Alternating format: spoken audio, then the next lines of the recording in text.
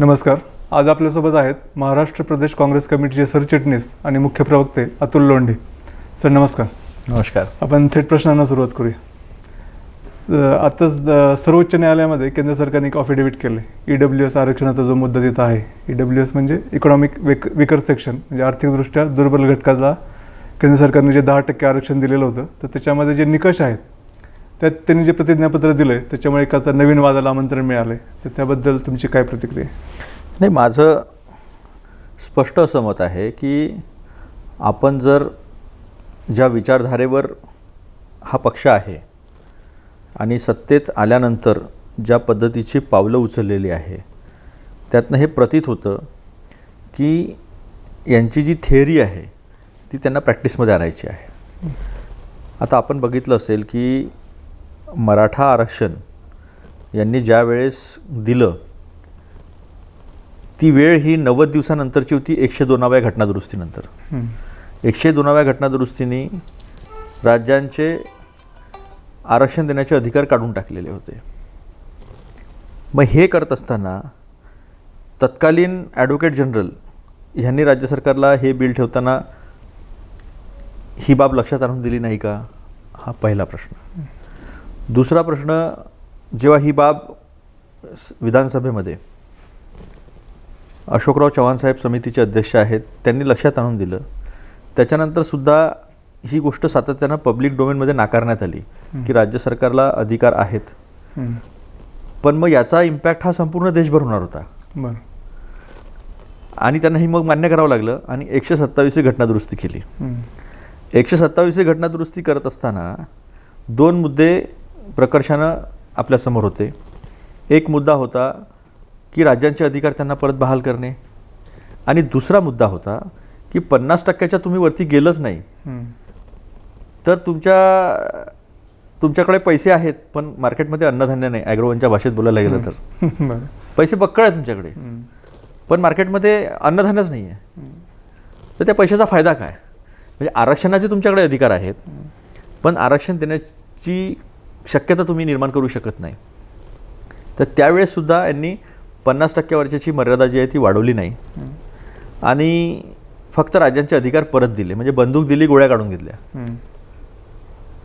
तर हे करत असताना आपल्या लक्षामध्ये हे येतं की EWS, आता EWSसाठी आपण संविधानिक घटनादुरुस्ती केली.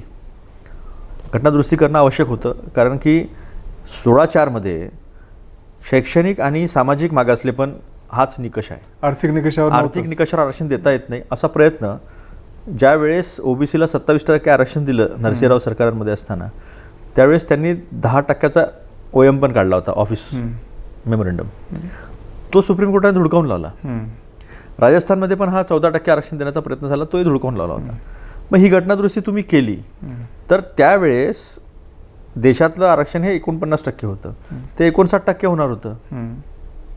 पण ती घटनादुरुस्ती केली नाही. हा एक मुद्दा, म्हणजे इमानदारी आहे का देण्यात, हा पहिला मुद्दा. दुसरा मुद्दा, आता ह्यांनी 5 एकरचा निकष लावला. फक्त मराठवाडा आणि विदर्भाचा प्रश्न नाही आहे. देशभरामध्ये जिथे जिथे कोरडवाहू जमीन आहे, पडीक जमीन आहे, अशा ठिकाणी धारणा क्षेत्र खूप जास्त आहे. म्हणजे आमच्या विदर्भामध्ये जर आपण बघितलं तर धारणा क्षेत्र तुम्हाला normally 15 acre, 20 acre, 25 acre, 30 acre असं दिसून येईल. 2008ची जेव्हा आपण कर्जमाफी केली होती ते ती कर्जमाफी करत असताना आपण 5 एकरचा निकष लावला होता. पण नंतर मग अशोक चव्हाण साहेब जेव्हा मुख्यमंत्री होते तेव्हा त्यांनी 10,000 कोटीची वेगळी तरतूद केली होती विदर्भासाठी आणि मराठवाड्यासाठी. तर हे देशभरामध्ये हा 5 एकरचा जो निकष आहे, हा 5 एकरचा निकष हा ॲडव्हर्सली इम्पॅक्ट करणार आहे. आता त्याच्यात मेक कशी मारलेली आहे की 8 लाखाचा तुम्ही क्रायटेरिया लावला, फाईन, 8 लाखाचा हरकत नाही, आणि और करायला पाहिजे होतं त्याला तसं दिलं नाही. हा निकष वेगळा ठेवलेला आहे. म्हणजे एकतर 8 लाखाचं उत्पन्न किंवा 5 एकरची मर्यादा असं पाहिजे होतं. पण ते तसं नाही. तसं नाही आहे. दोन्हीपैकी एकामध्ये बसत असाल तर तुम्हाला आरक्षण मिळणार नाही. आता अजून याच्यामधले खोलामध्ये जर आपण गेलो तर आपल्या लक्षात असं येईल की मागच्या 3 वर्षाचं उत्पन्न हे OBCसाठी पकडलं जातं. ओके. आणि EWSसाठी मात्र मागच्या इमिजिएट वर्षाचं पकडलं जातं. आता हे क्रायटेरिया जे आहे ना हे बदलतील उद्या. आणि हे कुटुंबाचं उत्पन्न आहे. माझी शंका आहे, आज मी ॲग्रोवनमध्ये बोलतोय रमेशजी, तुम्ही हे रेकॉर्ड करतात, हेच निकष जर OBCला पण लावलेत तर या देशातलं 90% लोक आरक्षणासाठी अपात्र होतील आणि जे उरलेले 10% आहेत त्यांचा आरक्षणाशी संबंध असणार नाही. म्हणजे एकीकडे सगळ्या संपत्ती देशाच्या विकून काढणे, नफ्यामधल्या असलेल्या, म्हणजे सरकारने whether government should be in a business or not, त्याने म्हटलं there is no business to be in business for government, तर राहावं का? बिलकुल नाही राहायला पाहिजे. आपली पॉलिसी काय आहे डिसइन्व्हेस्टमेंटची, डायव्हेस्टमेंटची? आपली पॉलिसी ही आहे की जे उद्योग तोट्यामध्ये आहेत त्याला खाजगी क्षेत्राकडे द्यायचं, त्या प्रॉफिटमध्ये येतील तर त्याचाही फायदा होईल. पण तसं न होता सगळा जो भर आहे तो BPCL असेल, HPCL असेल, ONGC असेल, LIC असेल, shipping corporation of India CI असेल, कॉन्कॉर्ड, ही सगळी महारत्न कंपनी आहे. प्रचंड डिव्हिडंड सरकारलाही देत असतात. पण सामान्य घरातून आलेल्या मुलांसाठी एक संधी निर्माण होते, एक परीक्षा होत असते. मग तिथे SCचं आरक्षण असतं, OBCचं असतं, STचं असतं. या छोट्या छोट्या घरातून आलेल्या मुलांना खालच्या वर्गातून वरच्या वर्गात नेण्याचं काम ह्या कंपन्यांनी केलं आहे. म्हणजे एक सामाजिक संतुलन, आर्थिक संतुलन जे आहे ते साधलेलं आहे. आता ते आर्थिक संतुलन पण एकीकडे संपवणं सुरू आहे. म्हणजे हा सगळा मतितार्थ याचा असा आहे की एनकेन प्रकारे संविधान बदललं तर मतांवर परिणाम होतो, कारण की ते प्रत्यक्षात दिसतं. आपल्याला आठवत असेल की अडवाणी साहेबांनी कॉन्स्टिट्यूशनचा रिव्ह्यू करणं आवश्यक आहे आरक्षणासंदर्भात असं बोलले होते. 2016ला बिहारच्या निवडणुकीच्या तोंडावर मोहन भागवत पण बोलले होते आणि त्याचा फटका त्यांना बसला.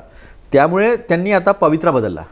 पाण्यात दगड टाकून बघायचा किती तरंग निघतात आणि मग त्याच्या अनुषंगाने निर्णय घ्यायचा. तर त्यांनी आता within constitution bunch of thought किंवा we are our nation would define, हे जे गुरुजींचे पुस्तक आहेत गोळवलकरांचे, त्याच्यामध्ये यांना ज्या पद्धतीचं हिंदू राष्ट्र पाहिजे आहे, ज्याच्यामध्ये 97% हिंदू बाहेर होणार आहेत, ज्यांना दुय्यम नागरिकत्व मिळणार आहे, जो स्वतःला बहुजन मानतो, ज्या महिला आहेत, महिलांना सुद्धा दुय्यम स्थान आहे त्याच्यामध्ये. त्यामुळे हा सगळा चंक जो आहे याच्यावर घात करण्याचा एक मार्ग जो आहे ते भाजप पूर्ण बहुमतात आल्यापासून हे करत आहेत आणि हे हाणून पाडणं गरजेचं आहे. म्हणजे मी आता ट्विटवर सुरू केलं आहे की ही अशी गोष्ट आहे, ऐका आणि झोपून राहा. तुमचं म्हणणं असं आहे की त्यांना आरक्षण संपवायचंच आहे आणि त्या दिशेने हे प्रयत्न चालू आहेत. म्हणजे मराठा आरक्षण असो, OBC आरक्षण असो किंवा आता EWS. मी आपल्याला सौदाहरण सांगितलं. नोकऱ्या असणार नाहीत, आरक्षण असेल, काय फायदा? 5 एकर मॅक्सिमम लोक पडीत क्षेत्रामधले कोरडवाहू, ज्यांना गरजू लोक ज्यांना आपण म्हणतो, ते लोक याच्या ऑटोमॅटिक बाहेर फेकले जातील. हाच OBCला क्रायटेरिया लावला तर लागेलच, OBC पण बाहेर होईल. मग राहतं काय? आता ह्या ज्या सगळ्या शेतकरी जाती आहेत, म्हणजे महाराष्ट्रामध्ये मराठा आहे, हरियाणामध्ये जाट आहे किंवा गुजरातमध्ये पाटीदार आहे, ह्या सगळ्या शेतकरी जाती आहेत आणि एकेकाळी ह्या गावागाड्यातल्या जी काही जाती उतरंड होती त्याच्यामध्ये हे वरच्या स्थानावर होते. पण ह्या जातींना आता आरक्षण मागायची वेळ आलेली आहे. तर हे आरक्षण ते मागतायत ह्याचं हे एक रोगाचं लक्षण आहे. पण मूळ रोग जो आहे तो शेतीची जी काही दुरवस्था झालेली आहे तो मूळ रोग आहे आणि त्याच्यावर उपाय काय होताना दिसत नाही किंवा कुठल्याच राजकीय पक्षाच्या अजेंड्यावर, जसं आरक्षणाचा विषय आहे तर मूळ कारण ते काही अजेंड्यावर येत नाही. त्याच्यात काँग्रेसची काय भूमिका आहे? ह्या शेतीचा प्रश्न कसा सोडवायला? एक गोष्ट मात्र माझं ऑब्झर्वेशन आपल्याला सांगतो, उतरंडीमधल्या ह्या जाती वरच्या नाहीत. ह्या जाती अन्यायाविरुद्ध लढल्या म्हणून सत्तेत आल्या आणि मग ह्याला मान्यता दिली. तुम्ही चंद्रवंशीय, तुम्ही सूर्यवंशीय, मग हे अज्ञातनं आले. हा घाट होता तो. पण शेतकऱ्यांनी शस्त्र का उचलले याची मीमांसा होत नाही आपल्या इथे. शेतकऱ्यांनी शस्त्र उचलले अन्याय झाला म्हणून, 3 गुणाला गान. त्यांनी शस्त्र त्या वेळेस ज्या राजांनी, जे कोणते असतील, अन्याय केला त्याच्याविरुद्ध शस्त्र उगरले आणि स्वतः राज्य हातात घेतलं. छत्रपती शिवाजी महाराज हे पहिले राजे होते आणि त्यांचं रयतेचं राज्य होतं. त्यांनी सगळ्यात जास्त सुधारणा केल्या असेल तर त्या शेतीमध्ये केल्या पहिले. दुसरी सामाजिक सुधारणा त्यांनी महिलांच्या संदर्भात केली. म्हणजे महिलांची गुलामीचे मार्केट बंद करणारा जगातला पहिला राजा म्हणजे आपले छत्रपती शिवाजी महाराज. त्यामुळे त्या उतरंडीमध्ये कुठंतरी भ्रम निर्माण करायचे आणि शेतीशी निगडीत असलेल्या समाजाला सवर्ण समाज दाखवून बहुजनांमध्ये कुठंतरी संभ्रम निर्माण करायचा, कुठंतरी विभाजन करायचं. फोडा आणि राज्य करा हे ब्रिटिशांना देऊन गेलेले आहे किंवा यांच्याकडनं शिकले असतील. 5000 वर्षी ते हेच करत होते आणि त्याचा हा परिणाम आहे पहिला. दुसरा, आपण फक्त मराठा, जाट गुज्जर यांच्यापुरतं मर्यादित राहता येणार नाही. जेव्हा ओबीसीला लागेल ना तेव्हा माळी समाज आणि कुणबी समाजाचं काय होईल? कुणबी हा मराठ्याचाच भाग आहे, ह्यांचं काय होईल?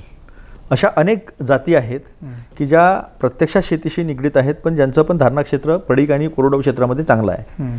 ती लोकंसुद्धा, पण उत्पन्न काही नाही आहे. आज आत्महत्या कोणत्या भागात जास्त आहे? आज गरिबी मराठवाड्यामध्ये का आहे? धारणा क्षेत्र आहे, पण उत्पन्न आहे का? तर उत्पन्न नाही आहे, कारण कोरडवाहू आहे, आरेन शॅडो एरिया आहे, इथे पाऊस पडत नाही. सह्याद्रीला सगळा पाऊस पडून जातो आणि मग कोरडे वारे इथून वाहतात, त्याचा परिणाम आहे तो. तर ही महत्त्वाची गोष्ट आहे.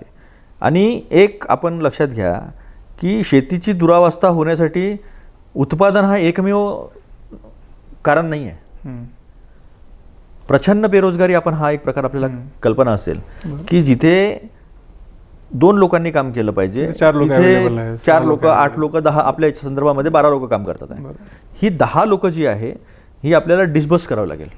पण भाजपचा ढोंगीपणा असा आहे, मी स्पष्ट बोलतो, की जेव्हा पवारसाहेबांनी म्हटलं की दुकानातनं वाईन आपल्याला विकावी लागेल, तर त्याच्यामध्ये पोस्ट हार्वेस्टिंग हा मोठा विषय आहे. की तुमचं ग्रेप्स असेल, अंगूर असतील, द्राक्ष असतील. आमच्याकडे अंगूर, आमचं हिंदी मराठी मिक्स आहे, कारण आमच्या इकडे मध्य प्रदेशची बॉर्डर आहे, छत्तीसगडची बॉर्डर आहे, तेलंगणाची बॉर्डर आहे, त्या आणि नागपूर ही ॲडमिनिस्ट्रेटिव्ह सिटी आहे, प्रशासकीय शहर आहे. त्यामुळे देशातून जगातून सगळी लोकं तिथं कामाला येतात. भाषा आमची खूप मिक्स आहे, मराठी थोडीशी वेगळी आहे, रांगडी आहे पण प्रामाणिक आहे. तर या सगळ्या विषयांमध्ये प्रत्येक गोष्टीला नकार देण्यात येतो. म्हणजे द्राक्ष असेल, त्याचं जर इथेच मार्केट होईल तर ती जी चेन तयार होईल, सप्लाय चेन, फॉरवर्ड लिंकेजेस आणि बॅकवर्ड लिंकेजेस ज्या तयार होतील, त्यातनं वेगळे रोजगार निर्माण होणार नाही का? किंवा मध्ये प्रस्ताव होता की ज्वारीपासून मध्यवर्ग निर्मिती केली पाहिजे. विरोध झाला की तुम्ही गरिबाच्या तोंडचं ज्वारी काढून हे करताय का? पण ह्याच्यात उलटा विरोध विचार करायला पाहिजे होतं की त्याच्यामुळे ज्वारीचं क्षेत्र वाढलं असतं, भाव जास्त चांगला मिळाला असता. माझं स्पष्ट मत आहे, आपण मध्यवर्गांसाठी कोणत्या प्रतीचं धान्य वापरतो, हे कमी दर्जाच्या कमी प्रतीचं वापरतो. आपण कंझ्युम करू शकत नाही, आपण कंझ्युम करू शकत नाही. तर ती गरज आहे. समाज हा बदलत असतो आणि बदलत्या समाजाची बदलत्या गरजा जर राज्यकर्त्यांनी लक्षात घेतल्या नाही आणि प्रत्येक गोष्टीचा बाऊ करून आपण जर आपल्या शेतकऱ्यांचं, आपल्या प्रजेचं नुकसान करत असू, तर त्याचा पण आता विचार होण्याची गरज आहे. तर शेती क्षेत्राचे अनेक मूलभूत प्रश्न आहेत, पण त्या मूलभूत प्रश्नातला मूळ प्रश्न हा आहे की आपण फ्रॅगमेंटेशन थांबवू शकत नाही आहे, तुकडेकरण शेतीचं एक.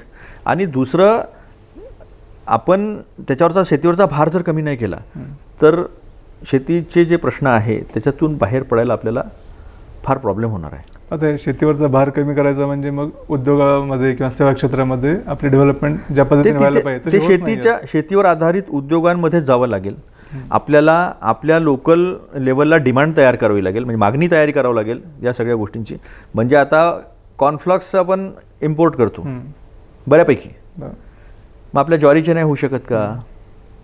आपल्या अनेक पदार्थ असे जे आहे की आपण ती इथे डिमांड तयार करू शकतो. आणि उत्पन्न वाढलं की समजून घ्या, दुग्धजन्य पदार्थाचं मागणी वाढली तर याचा अर्थ असा होतो की पर कॅपिटा इन्कम वाढलं, प्रति व्यक्ती आय वाढली की दुधाच्या पदार्थांचं सेवन वाढतं.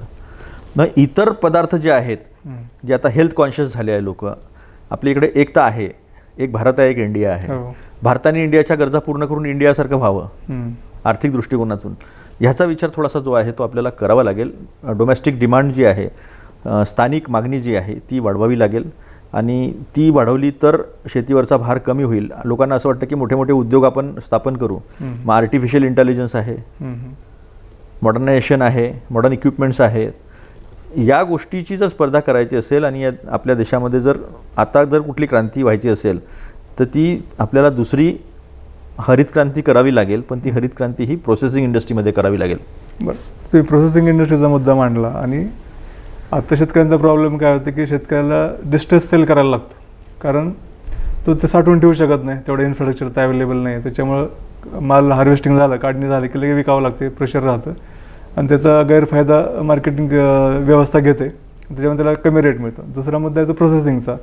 तर ह्या सगळ्या गोष्टीसाठी खूप मोठी इन्फ्रास्ट्रक्चरची गरज आणि इन्व्हेस्टमेंटची गरज आहे. आणि हे इन्व्हेस्टमेंट व्हायचं असेल, हे इन्फ्रास्ट्रक्चर उभं करायचं असेल तर आतापर्यंत आपण म्हणतो की सरकारने करायला पाहिजे. पण सरकारच्या म्हणून एक मर्यादा आहेत, त्याच्यामुळे ह्याच्यामध्ये खाजगी लोकांनी यावं किंवा खाजगी क्षेत्राने याच्यात गुंतवणूक करावी. म्हणून आम्ही कृषी सुधारणा लागू करतोय असं केंद्र सरकारचा दावा होता. आणि मनमोहन सिंग सरकारच्या काळामध्ये पण कृषी सुधारणा लागू करण्याचा प्रयत्न झालेला होता. मग असं असताना काँग्रेस त्याला आता विरोध का करते? एक गोष्ट आपण दोन याच्या संदर्भात बोललं पाहिजे की एक कृषी सुधारणाच्या संदर्भामध्ये पवारसाहेब जेव्हा कृषी मंत्री होते 2007-08ला त्यांनी राज्यांची मतं मागवलेली होती APMCच्या आणि त्या सगळ्या मार्केटिंगच्या संदर्भामध्ये. आणि दुसरं होतं FDI in retail, foreign direct investment in retail, किराणा बाजार. भाजपने विरोध केला होता. त्याला भाजपने विरोध केला होता. तेव्हा फक्त आपण 49% आणलेलं होतं, म्हणजे कोणी आपली इन्व्हेस्टमेंट घेऊ जाऊ शकणार नव्हतं. आणि त्याच्यामध्ये आपण 52 शहरं आयडेंटिफाय केले होते आणि त्याच्यामध्ये बॅकवर्ड लिंकेजेस आणि फॉरवर्ड लिंकेजेस, म्हणजे ह्याच्यामध्ये इन्व्हेस्टमेंट जी आहे ते इन्व्हेस्टरला आवश्यक होती. म्हणजे त्याच्यामध्ये एक इन्फ्रास्ट्रक्चर तयार होणार होतं. संपूर्णतः खाजगी क्षेत्राच्या हातामध्ये हे जाणार नव्हतं. म्हणजे शेतकरी हा केंद्रबिंदू होता त्या योजनेचा. दुसरं एक, जेव्हा हा प्रश्न उपस्थित झाला तेव्हा मी स्वतः आदरणीय पवारसाहेबांना भेटायला गेलो होतो आणि त्यांच्याकडनं मी हे समजून घेतलं की आपलं काय म्हणणं होतं त्यावेळेस. तर मला एक सांगा रमेशजी, इथला जुन्नरचा शेतकरी किंवा पुण्याचा शेतकरी, सधन शेतकरी, याला जर किंवा हा शेतकरी APMCमध्ये व्यापार करणारा एखादा व्यक्ती, त्याला दिल्लीला लायसन काढायला जायला लावायचं, बरोबर आहे का? हे कशाचं लक्षण आहे? एका तुम्ही साध्या पॅन कार्डवर व्यापार करणार, समजून घ्या एखादा XYZ व्यापारी एका राज्यात आला. कापसाच्या संदर्भात खूप झालं आहे. साऊथचे व्यापारी जे आहे ते आमच्या महाराष्ट्रात आपल्या विदर्भात आले. संसरला मध्य प्रदेशमध्ये मोठी बाजारपेठ आहे, तिथून त्यांनी कापूस उचलला. नंतर हे लोक त्यांना शोधत तिथे गेले, मिळालेले नाही आहे. म्हणजे अजून 10-10, 15-15 वर्ष झालेले आहेत, त्या लोकांना पैसे नाही मिळाले. मग त्यांना कुठे शोधायचं? APMCची सिस्टम अशी आहे की APMCमध्ये EMD असते, त्याची सिक्युरिटी ठेवलेली असते आणि त्याचा ग्रेव्हियन्स रिड्रेसल जो आहे, त्याचं ज्याला म्हणतो आपण निराकरण, प्रश्नांचे, त्यांच्या समस्येचं निराकरण तिथेच होतं. एखाद्या अडतीयाने जर फसवलं तर ते पैसे त्याची चिठ्ठी लावून इमिजिएट त्याला तिथल्या तिथं मिळतं. लायसन्स रद्द होऊ शकतं. आता तुम्ही SDO साठी तुमच्या आमच्यासारखे लोक भांडू नाही शकत कोर्टामध्ये. मग SDO कडे जायचं, बोजा त्याच्या शेतीवर चढणार, सातबाऱ्यावर चढणार, जे काही इम्प्रूव्हमेंट करणार, जे काही पैसे लावणार, बोजा त्याच्यावर चढणार. अशा परिस्थितीमध्ये तो शेतकरी शेतमाल पिकवेल, यांच्याशी भांडेल की त्याला फायदा होईल, हे प्रश्न या कायद्याने निर्माण केले. अजून अनेक प्रश्न होते. म्हणजे एवढा मोठा सायलोज म्हणजे आपण गोडाऊनसारखं नसतं ते. सायलोज म्हणजे फार मोठे असतात, किलोमीटर असतात. ते रेल्वेशी कनेक्टेड असतात. साठवणूक हाच त्यातला एक मुद्दा नाही आहे, पण ते मॉइश्चर कंटेंट वगैरे जे आहे, मॉइश्चर कंटेंटसुद्धा तो तसा राहतो. उद्या समजून घ्या की ह्यांच्या हातामध्ये पूर्ण मार्केट गेली असती. अजूनही कायदे परत घेतले आहे ते नाईलाज असतो 5 राज्याच्या निवडणुकांमुळे घेतलेले आहे. यांच्या नियतीवर अजून विश्वास नाही आहे. कृषी मंत्र्यांनी सांगितलं, कृषी मंत्र्यांनी सांगितलं, इतर नेते पण अनेक नेते बोललेत आणि अजूनपर्यंत त्यांच्यावरचे गुन्हे परत घेतलेले नाही आहे. MSP साठीची कमिटी जी नेमायचं बोलले होते ते अजून नेमलेली नाही आहे. त्यामुळे ट्रॅक्टर रॅली त्यांची पुन्हा होणार आहे. तर हा मुद्दा वेगळा आहे, आंदोलनाचा मुद्दा वेगळा आहे. पण नियतीतला फरक सांगतो मी तुम्हाला की नियतीतला फरक असा आहे की यांच्या हातामध्ये पूर्ण मार्केट जर गेली असती तर डिमांड सप्लायचा नियम तुम्ही विचार करून बघा की ज्या वेळेस होर्डिंग केलं, लगन सराय, आमच्याकडे लगन सराय म्हणतात, तो जो पिरियड असतो लग्नाचा, आणि दिवाळी या काळामध्ये जर त्यांनी ब्लॅक होर्डिंग केलं, मार्केटमधला माल शॉर्ट केला, तर किती महागाई वाढेल. आणि आज 60 रुपयाचं तेल खाण्याचं हे 210 रुपयावर गेलं. हे कशामुळं गेलं? हे ब्लॅक होर्डिंगमुळे गेलं. एका कंपनीच्या हातामध्ये पूर्ण पोर्ट्स कोणाकडे आहे? सगळी बंदरं जी आहे समुद्रावरची ती कोणाकडे आहे? आणि मग आयात निर्यात कशी मेंटेन केलं जाते? जेव्हा शेतकऱ्याचा माल येतो तेव्हा कशी आयात होते? हां, ज्यांच्याकडे पोर्ट आहे त्यांच्याकडे सायलो आहे, त्यांनी रेल्वेचे रूळ पण तिथपर्यंत घेऊन जाणार. हां, म्हणजे इंग्रजांनी असंच केलं. इंग्रजांनी या देशाला कच्च्या मालाची पुरवठादार आणि पक्क्या मालाची मार्केट जे केलं होतं. आता आमच्या नागपूरपासून कापूस आणि लाकड, सागवानचं लाकूड आमच्याकडे चांगलं मिळतं. त्याचं कनेक्टिव्हिटी डायरेक्ट माझगाव डाकमध्ये आहे. ड्रायपोर्ट कॉन्कॉर्डचा मोठा ऑफिस नागपूरला आहे. तर हे त्याच्यापेक्षा वेगळं काही नव्हतं. म्हणजे तुमचं म्हणणं असं आहे की सरकारचा हेतू स्वच्छ नव्हता आणि ह्या काही कृषी सुधारणांचं हे दाखवतो. इसेन्शियल कमोडिटी ॲक्टच त्यांनी अमेंड केला. बरं, त्यातनं मूळ वस्तू ज्या त्या काढल्या. कारण ही कशासाठी ते इसेन्शियल कमोडिटी ॲक्ट आपण बघा 65-66 मध्ये खूप मोर्चे झाले होते. ते कारण काय होतं, तर दिवाळीच्या वेळेस रवा महाग, साखर महाग, शेंगदाणे महाग, तेल महाग खाण्याचं हे होर्डिंग जे आहे. आता कांद्याचे तर बिचारे स्वतःचे प्रश्न आहे. हो. कांदा दुसऱ्याला रडतो, स्वतःही रडत असेल कदाचित, कारण की त्याचा सप्लाय डिमांड इतका मॅनेज केला जातो बऱ्याच वेळा. आणि हे सरकार मोनोपोली आहे, मोनोपोलीज आहे एक प्रकार. हा मोनोपोली आहे एक प्रकारची, पण ती बऱ्यापैकी तोडून काढणे आणि व्यापारी, शेतकरी आणि ग्राहक याच्यामधला समतोल साधण्याचा नेहमी प्रयत्न केला. म्हणजे हे जे ॲक्ट केले त्या ॲक्टमध्ये पवारसाहेबांसारखे ज्यांना या सगळ्या गोष्टीचा प्रॅक्टिकल अनुभव आहे. कसं असतं, गव्हर्नमेंटचा अनुभव, व्यापाऱ्याचा अनुभव आणि NGOचा अनुभव याच्यात फरक असतो. गव्हर्नमेंट म्हणजे तो त्या घरातला बाप असतो, ज्याला त्याचं उत्पन्न किती आहे माहीत असतं आणि पोरांच्या डिमांड किती आहे ते माहीत असतं. आणि मग याच्यामधला त्याला मेळ साधावा लागतो. त्याला ॲक्च्युअल इकॉनॉमिस्ट कोण आहे तर आई आहे घरातली. ती बिचारे इलेक्ट्रिकची बिल जे आवश्यक आहे ती प्रायोरिटाईज करते. ती प्राथमिकता, कोणता खर्च पहिले करायचा, कोणत्या खर्चाला बाजूला ठेवायचं, कोणता खर्च पोस्टपोन करायचा, कोणता खर्च इमिजिएटली आता करायचा. आणि आकस्मिक निधी पण तिचा असतो, जो नोटबंदीमध्ये काढून घेतला. आता तुम्ही समजा आता तुमचा कृषी सुधारणांना विरोध आहे की कृषी कायद्यांना विरोध आहे? जे सामान्य माणूस आणि शेतकरी या देशाच्या बहुसंख्य जनतेच्या विरोधात आहे त्याच्या विरोधात आहे, कृषी सुधाराच्या विरोधात नाही आहे. आता बघा कसं होतं, APMC ला समजा तुमचं सरकार आलं, हायपोथेटिकल प्रश्न आहे, पण 2024 समजा सरकार आलं केंद्रात, तर या कृषी सुधारणांबद्दल तुम्ही काय निर्णय घ्याल? तुम्हाला ते हायपोथेटिकल वाटत असेल, मला वाटत नाही.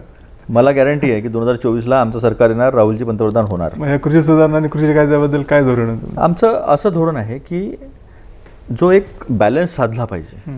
या देशामध्ये प्रचंड बुद्धिमत्ता आहे, प्रचंड अनुभव आहे, त्यांचा सन्मान या सरकारमध्ये नाही आहे.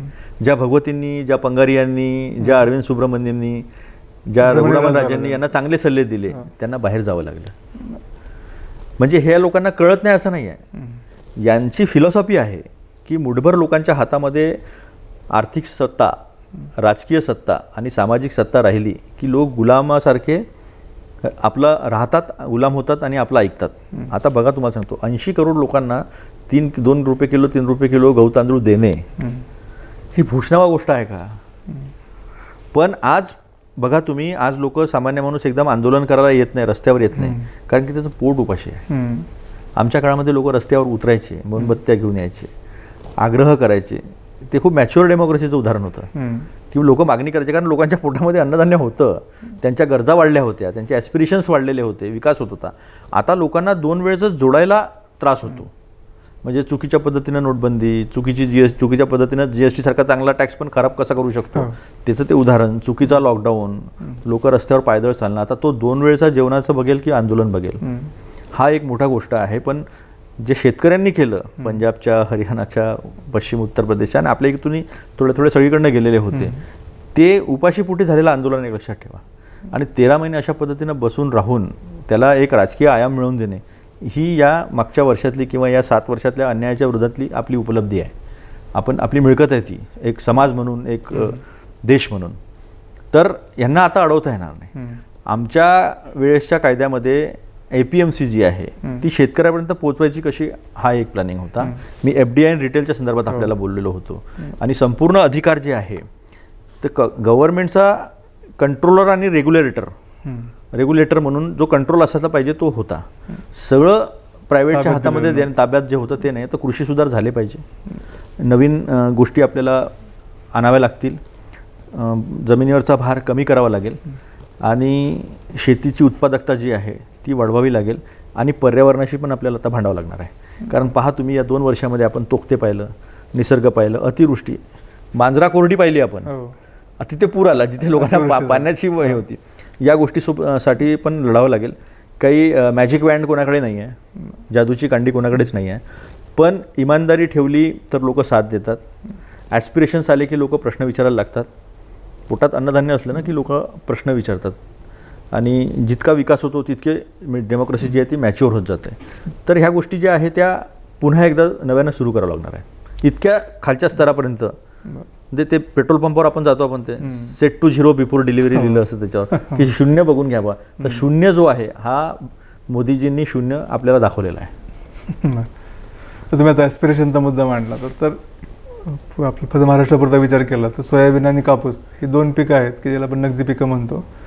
आणि खरीपातलं जवळपास 85 ते 90% क्षेत्र या 2 पिकांखाली आहे. परंतु या दोन्ही पिकांचे रेट पाडण्यासाठी केंद्र सरकार प्रयत्न करते, कारण पुढे इलेक्शन्स आहेत विधानसभेच्या.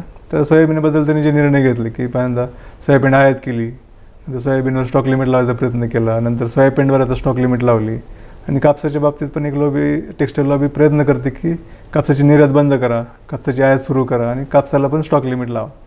तर हे प्रश्न सध्या सोयाबीन आणि कापूस उत्पादक शेतकऱ्यांपुढे आहेत, पण हे प्रश्न घेऊन काँग्रेस काही आंदोलन करताना किंवा भांडताना दिसत नाही. तर ह्याच्याबद्दल नेमकं काय नाही, असं नाही. आपण पहिले बघितलं असेल की विरोधी पक्ष हा नेहमी शेतकऱ्यांचा असतो. शेतकऱ्याच्या बाजूने फक्त विरोधी पक्ष असायला पाहिजे. लोकशाहीचं लक्षण आहे ते. मी आपल्याला काय म्हटलं, सरकार मर्यादित संसाधनांमध्ये सरकार चालवावं लागतं आणि तशा परिस्थितीमध्ये आपली मागणी ही प्रायोरिटीवर आणणे, प्राथमिकताच्या स्तरावर राजकीयदृष्ट्या आणणे हे विरोधी पक्षाने केलंच पाहिजे. त्याच्यामध्ये विरोधी पक्षात विरोधात गेल्यामुळे तो शेतकऱ्यांचा होतो असं नाही आहे. ती ब्युटी आहे. उलट लोक विरोधी पक्ष लोकशाहीची सुंदरता आहे ती. तसं झालंच पाहिजे. लोकांचे प्रश्न प्राथमिकतेवर आणणं, मग त्याला प्राथमिकता देऊन दुसऱ्याला मागे करणे, ह्या गोष्टी चालतच राहणार आहे. पण आता आपण जे सोयाबीनचं आणि कापसाचं बोलले, हे आता आपण WTOला सिग्नेटरी आहोत. इंटरनॅशनल मार्केटशी आपण जुळून घेतलेलं आहे. त्याच्या काही मर्यादा आहे, पण त्या मर्यादा करत असताना जसं आता आपण ऊसाच्या संदर्भात केलं, आपण सबसिडी सर्व शेतकऱ्याच्या खात्यामध्ये टाकली. 4 रुपये 5 रुपये. त्यांचं म्हणणं तुम्ही कारखान्याला जा. मग ही प्रायोरिटी सरकारला ठरवायची असते. मला आठवतं की असाच कांद्याच्या संदर्भात प्रश्न उपस्थित झाला होता आणि गडकरींच्या इथे मीटिंग झाली होती. म्हणजे पहिल्यांदा कृषीच्या विषयाच्या संदर्भात, म्हणजे commerce, ministry of commerce consumer अफेअर्सशी संबंधित आहे. कांद्याचे भाव पडले आणि वरती आले, तर त्याची मीटिंग कुठे झाली होती? गडकरी कशाचे मंत्री आहे? परिवहन मंत्री आहे. रस्ते विकास आणि परिवहन, तिथे ती मीटिंग झाली. तिथे पवारसाहेब गेले होते आणि मग तिथे आपण ट्रान्सपोर्टची सबसिडी दिली होती. हे मार्ग काढत राहणे, याच्यात इमानदारी पाहिजे.